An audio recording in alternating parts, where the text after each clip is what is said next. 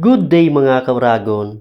Ngayong araw na to ay isaw o bituka naman ng baboy ang aking lulutuin. Pero ililibil up ko to mga kauragon para kakaiba naman. Bali binudburan ko na pala to ng maraming asin at pinigaan ko na din ng maraming kalamansi dahil lalamas-lamasin natin to hanggang sa matanggal yung kanyang lansa at kanyang dulas. Ganito pala yung estilo ko sa paglilinis ng isaw at talaga namang linis na linis ito mga kauragon. At dahil tapos ko na hugasan yung isaw, kaya ihahanda ko naman itong mga pang-aromatiko, isang buong bawang, isang buong sibuyas na pula, at itong luya, pangpaganda ng boses.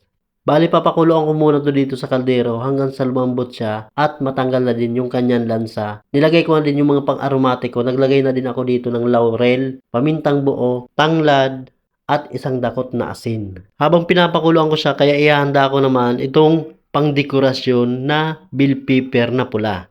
Gagawin natin siyang pantoppings mga kauragon para magmukhang sosyal itong ating niluluto. Malambot na pala siya mga kauragon kaya hahanguin na natin to. Bali papalamigin ko muna siya ng kaunti upang gayatin ng saktong bite size lang.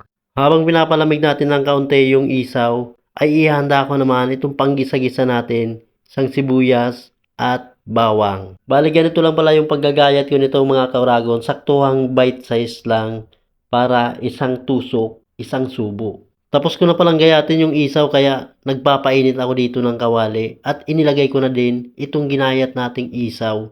Bali tutustahin ko lang siya ng bahagya hanggang sa magmantika siya upang yung mantika niya ang siyang ipanggigisa natin mamaya sa mga aromatiko. Bali nagdagdag pala ako dito ng kaunting margarine para talagang solid na solid yung kanyang aroma at lasa. Matapos kong maigisa yung mga aromatiko ay ibinuhos ko na din itong tinusta natin na isaw at naglagay na din pala ako dito ng paminta. Halo-haluin lang natin to mga kauragon hanggang sa numuot yung kanyang aromatiko dito sa isaw at naglagay na din pala ako dito ng black beans, magic sarap at itong mamasitas oyster sauce. Kunting halo-halo pa mga kauragon at ilalagay ko na itong Del Monte tomato sauce. Inubos ko lamang pala itong 115 grams na Del Monte tomato sauce. Ito yung magpapalasa ng kaunting asim dito sa ating isaw at nagdagdag na din pala ako dito ng kaunting asin dahil medyo matabang pa siya.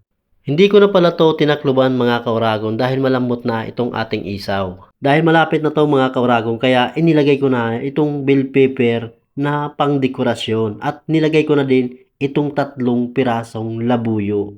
Ito na pala yung finished product natin mga kauragon. Sobrang quality nito. Kung titignan mo ay talagang nakakatakham. At dahil gutom na ako ay kakain na tayo mga kauragon. Hindi lang to pang ulam mga kauragon dahil napakasarap nitong pangpulutan sa malalamig na inumin at kahit hindi malamig, kahit yung gin bilog lang, ay palag-palag na yan. Pero advice ko lang kung magpapapulutan ka ng ganitong mga kauragon, ay samahan mo na din ng kanin. Kayo mga kauragon, ano pang mga luto ang alam nyo dito sa isaw? Paki-comment na lang dyan sa baba para masubukan ko naman sa susunod kong pagluluto mga kauragon. Maraming salamat naman pala sa panonood. Magkita-kita muli tayo sa susunod na video. Peace!